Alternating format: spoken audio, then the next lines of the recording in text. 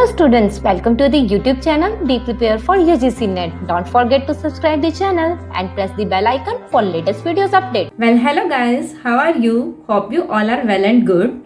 Today's is our third lecture in the series UGC NET Preparation.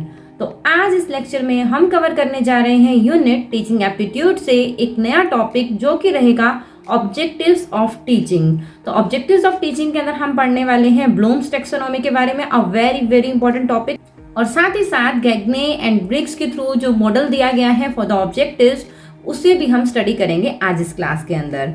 और एक topic और cover करेंगे जो कि रहेगा प्रिंसिपल्स ऑफ टीचिंग। तो आज हम इन टॉपिक्स को कवर करने वाले हैं आज इस क्लास के अंदर। होप सो आपको ये क्लास पसंद आ रही होंगी। अगर क्लास पसंद आ रही हैं, लेक्चर्स पसंद आ रहे हैं तो इन्हें लाइक ज़रूर कीजिए, और आज का टॉपिक भी अगर पसंद आता है आपको तो इस वीडियो को भी लाइक ज़रूर कीजिएगा और अपने फ्रेंड्स के साथ इसे शेयर भी कीजिएगा ताकि उन्हें भी इसका बेनिफिट जो है वो मिल सके। टोटली फ्री ऑफ कॉस्ट मैं यहाँ पर यूजीसी नेट पेपर 1 की कंप्लीट प्रिपरेशन आपको करवाऊंगी for the target UGC NET 2023। तो yes, let's start the today's topic.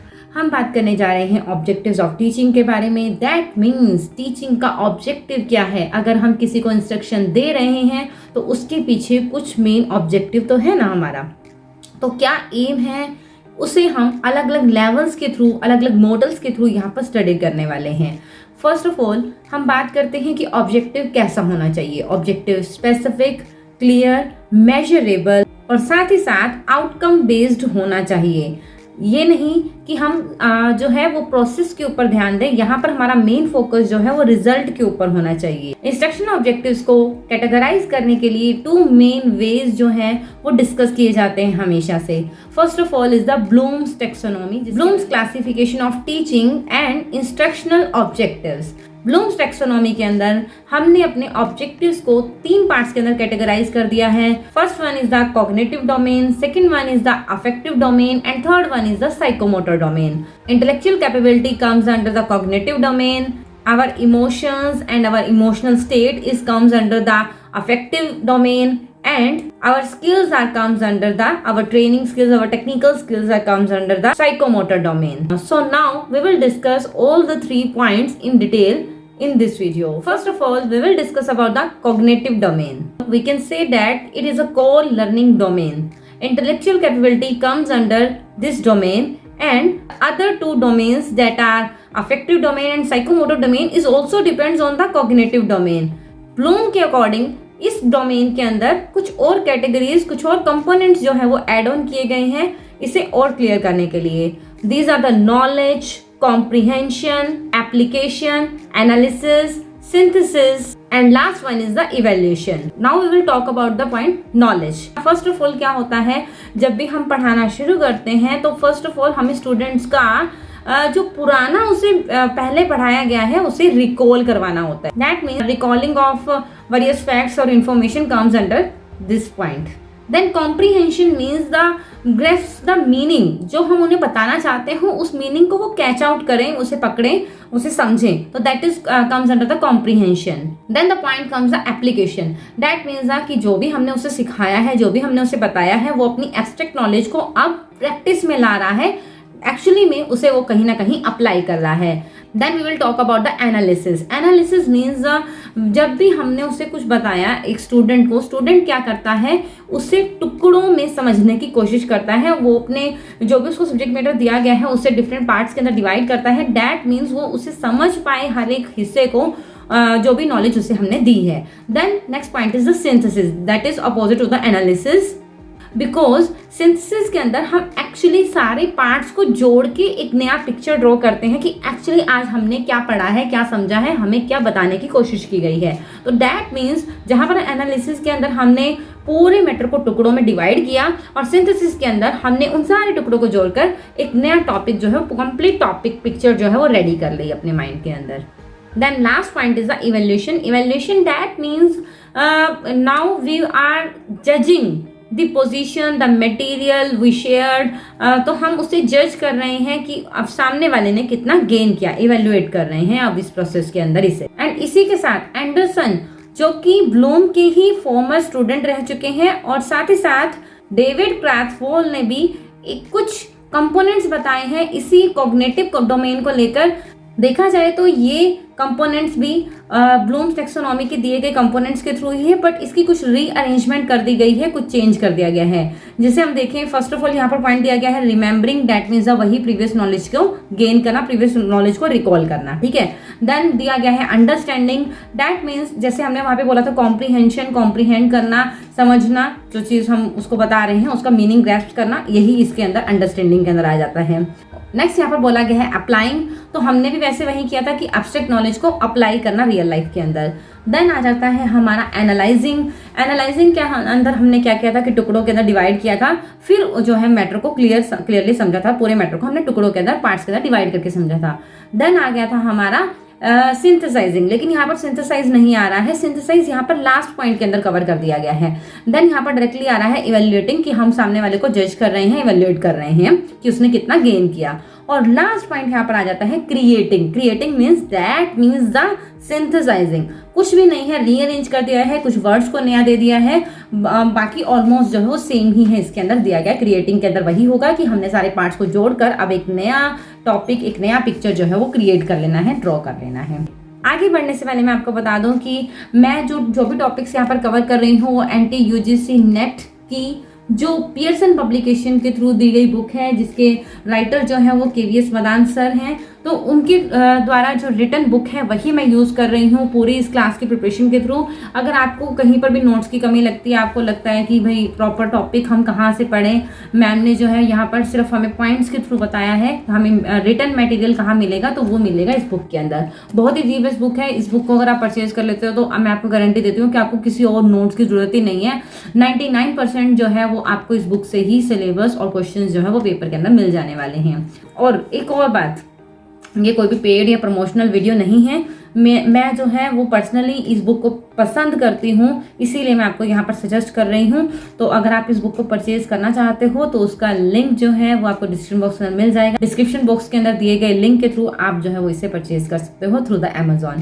तो चलिए आगे बढ़ते हैं। Next point is the affective domain. You know, man is a rational animal who have lot of feelings like love, affection, sympathy, tolerance, cooperation. These feelings and emotions also impact the choice that student क्या सीखना चाहेगा, जब हम उसे बताएंगे तो वो क्या चीज़ें गेन करेगा।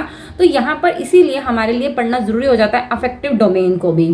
एक्चुअली अफेक्ट का मतलब क्या है? अफेक्ट का मतलब है कि क्या जो है हमारा रिस्पॉन्स रहने वाला है, क्या हमारा फीडबैक रहने वाला है डिफरेंट सोशल इश्यूज वगैरह को जो हम देख रहे हैं अपने आसपास, तो उसके ऊपर हमारा क्या रिस्पॉन्स रहेगा, क्या एटीट्यूड हमारा उससे लेकर रहेगा, that is called the affect. इसके अंदर भी बहुत से डिफरेंट लेवल्स आ जाते हैं, जो आ जाते हैं टोटली 5 लेवल्स हैं। First of all is the receiving, that means कि सामने वाला सुनने के लिए तैयार है, रिसीव करने के लिए तैयार है। Second is responding, that means सामने वाला अब रिस्पॉन्ड करने को तैयार है, बताने को तैयार है, दैट मीन्स पार्टिसिपेट करने को तैयार है।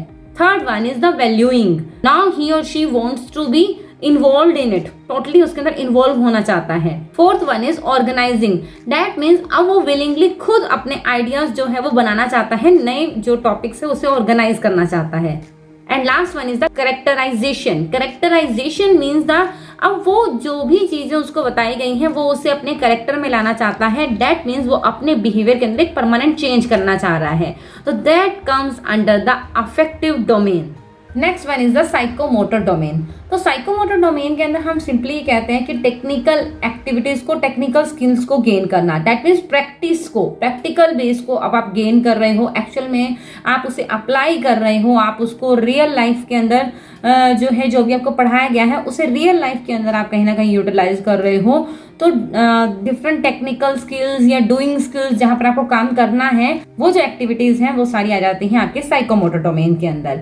साइकोमोटर डोमेन को भी हम टोटल 5 लेवल्स के अंदर स्टडी करते हैं, क्या क्या लेवल्स हैं वो, कैसे हम एक जो है स्किल्स जो है वो गेन कर सकते हैं। First level is imitation. Imitation का मतलब समझते हैं? इमिटेशन का मतलब होता है नकल करना। तो जब भी हमें कोई ऐसा काम सीखना है जो प्रैक्टिकल बेस्ड है या टेक्निकल स्किल बेस्ड है, तो हम कहीं ना कहीं इसे सीखने के लिए किसी ना किसी की नकल कर रहे हैं, जो है अपने अदर्स जो टीचर हैं जो आपको सिखा रहे हैं, जैसा वो कर रहे हैं हम सेम डिट्टो जो है वैसा करने की कोशिश कर रहे हैं। So first point is the imitation. Second one is the manipulation. Manipulation का मतलब ये है कि सामने वाले लर्नर को अब सिचुएशंस को, जो उसके सामने सिचुएशंस है, उसे मैनिपुलेट करना है। एक नया इक्विपमेंट, एक नया जो मशीन है, उसे किसी न किसी तरीके से उसे मैनिपुलेट करना है, कुछ नए तौर पर उससे जो है वो तैयार करना है इसमें। Next one is the precision. Precision means the accuracy. अब जब हम काम को बार बार दोहराएंगे और इमिटेट करेंगे, देन हम खुद दोहराएंगे, इन दैट केस हम जो है वो उसके अंदर ज्यादा एक्यूरेट हो जाएंगे। तो next point is the precision, that means accuracy in our work. Next one is the articulation. Articulation means जब हम बार बार दोहराते हैं किसी चीज को, due to the practice we got efficiency and effectiveness in our work. That means हम जो है उसे एक कला की तरह धारण करने लग जाते हैं। So on that situation, on that stage we can say that we are articulate with the skill. Last one is the naturalization. अब जो चीज हमने सीखी है वो हमारे नेचर में आ चुकी है। दैट मीन्स अब एक individual according to the situation अपने आप को अडेप्ट कर सकता है, चेंज कर सकता है, और सिचुएशन की जैसे भी मांग है, जो भी नीड है, उसके अकॉर्डिंग नए मेथड्स, नई टेक्निक्स, नई प्रोसीजर्स जो है वो खुद से क्रिएट कर सकता है।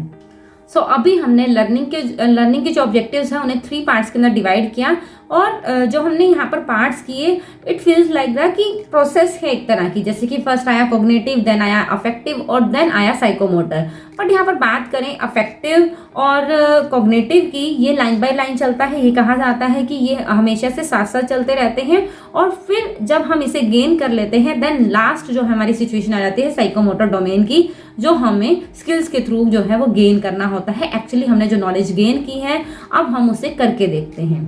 तो ये था हमारा टॉपिक ब्लूम्स टैक्सोनॉमी का।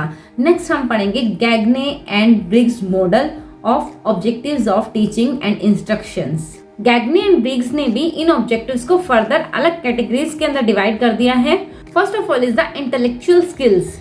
You know the intellectual skills are very important to deal with the environment, and intellectual skills के अंदर क्या क्या आ जाता है, like concept learning or any problem solving. These skills are also comes under the intellectual activity.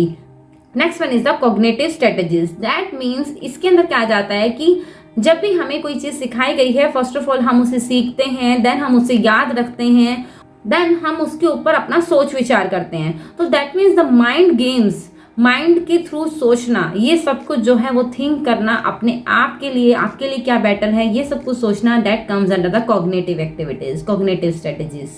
Then next point is the verbal information. That means अब हमने actual में हमें बताया क्या गया है, एक्चुअल में हमने क्या सीखा है, क्या वर्बल कंटेंट हमें सामने देखने को मिला है, that comes under the verbal information. Then next point is the motor skills. Motor skills means the हमने अब उन चीजों को करके देखा है, उन चीजों को किया है थ्रू द इस प्रोसेस के अंदर यहाँ पर जरूरी है कि आपके तीनों जो है वो पॉइंट्स जुड़ जाते हैं, जैसे कि आपका ब्रेन, नर्वस सिस्टम और आपकी बॉडी मसल्स जो है वो मिलके जब काम करती हैं, that comes under the psychomotor. And last point is the attitude, जो कि हमारे अफेक्टिव के अंदर वहां पर रहा था कि हमारा क्या एटीट्यूड है, जो चीज हमें बताई जा रही है, हमारा उसके ऊपर क्या बिहेवियर है, that comes under the attitude. Next topic जो हम यहाँ पर कवर करेंगे वो है principles of teaching. That means क्या सिद्धांत हैं जो हमें टीचिंग करवाते टाइम ध्यान में रखने चाहिए। तो इन प्रिंसिपल्स को यहाँ पर 2 पार्ट्स के अंदर डिवाइड किया गया है। First one is the general principle and second one is the psychological principle. तो पहले हम बात करते हैं जनरल प्रिंसिपल्स के बारे में। First one is the principle of motivation. तो हमारा पहला सिद्धांत क्या है जो हमें फॉलो करना है कि स्टूडेंट के अंदर मोटिवेशन जगाएं। जो चीज हम उन्हें बता रहे हैं उससे पहले उसे मोटिवेट करें कि जो नई चीज आपको बताई जा रही है वो आपके लिए कितनी बेनिफिशियल है, अगर आप इसे करेंगे तो आपको क्या बेनिफिट होगा, आपको क्या यहाँ पर हम आपको एज अ टीचर क्या दे सकते हैं, क्या नई चीज बताने जा रहे हैं। इस तरीके से आप किसी भी तरीके से स्टूडेंट को मोटिवेट कीजिए। Second principle is principle of activity. तो यहाँ पर फरोबल का जो किंडरगार्टन केजी सिस्टम है वो इसी प्रिंसिपल पर बेस्ड है। वो कहते हैं लर्निंग के अंदर हमारी मेंटल एक्टिविटी के साथ साथ हमारी फिजिकल एक्टिविटी भी होती रहनी चाहिए। दैट मीन्स हम स्टूडेंट को यहाँ पर कोई फिजिकल वर्क भी दें, लाइक कि वो चार्ट्स बनाएं, वो मॉडल्स बनाएं, जो भी चीजें उन्हें बताई गई हैं। तो ये हो जाता है हमारा principal of activity. Next principle is principle of linking with life.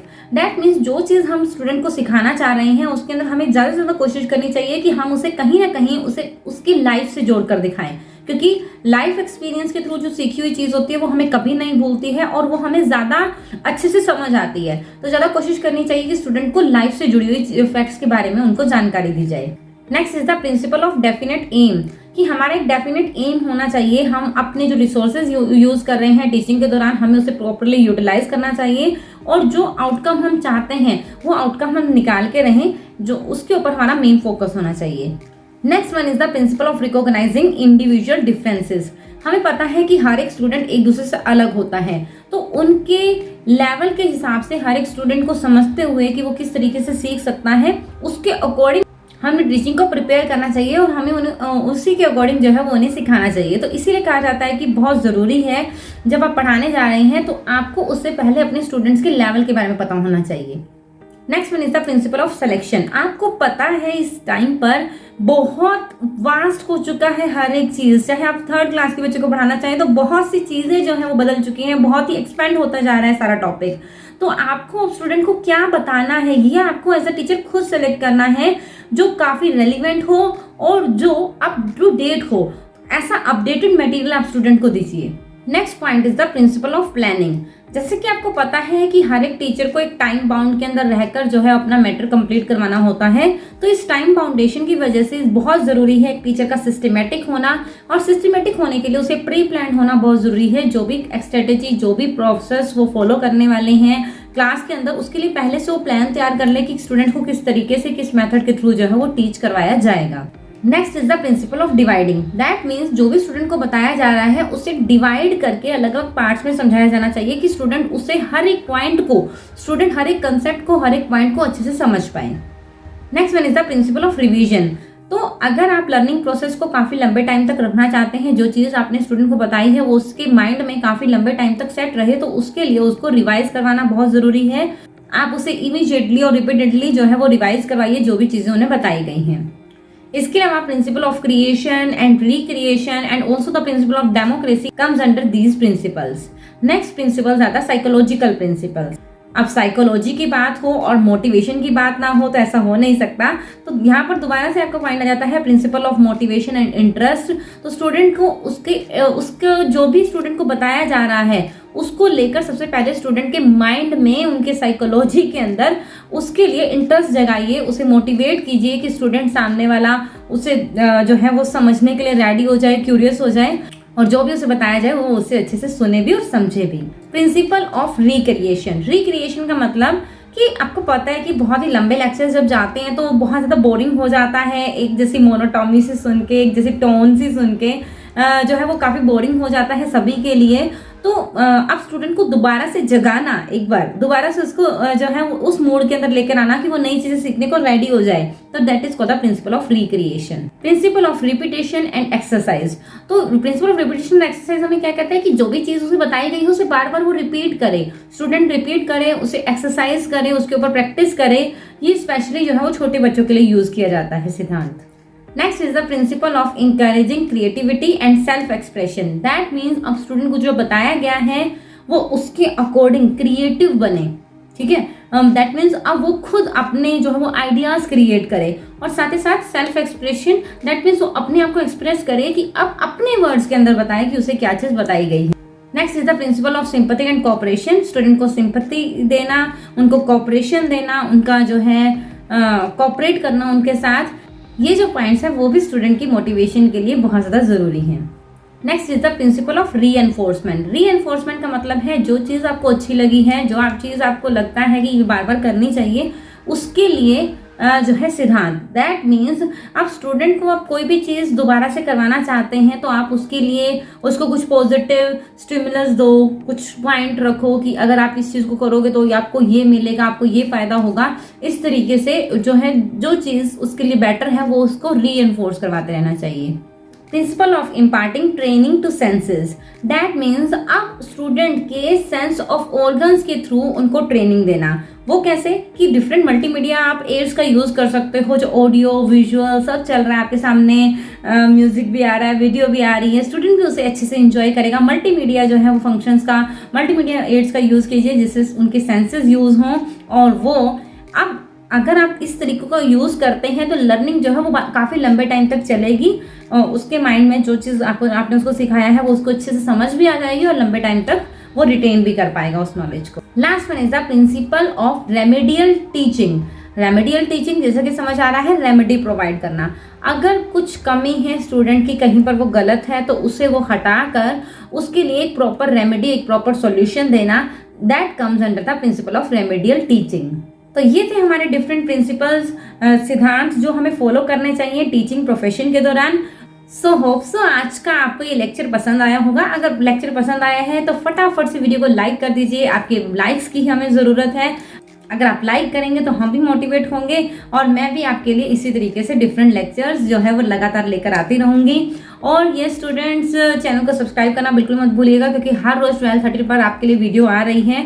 तो जैसे ही वीडियो डले आपको उसका नोटिफिकेशन आ जाए, इसके लिए ज़रूरी है चैनल को सब्सक्राइब करना, बेल आइकन को प्रेस करना और साथ ही साथ अपने फ्रेंड्स के साथ इन वीडियो को जरूर शेयर कीजिएगा, क्योंकि उनको भी ज़रूरत है और हो सकता है कि वो कहीं से कोचिंग ना ले पा रहे हों और ये जो फ्री क्लासेस हैं वो उनके लिए बेनिफिशियल हो सकती हैं। तो okay students, bye bye, take care, have a nice day.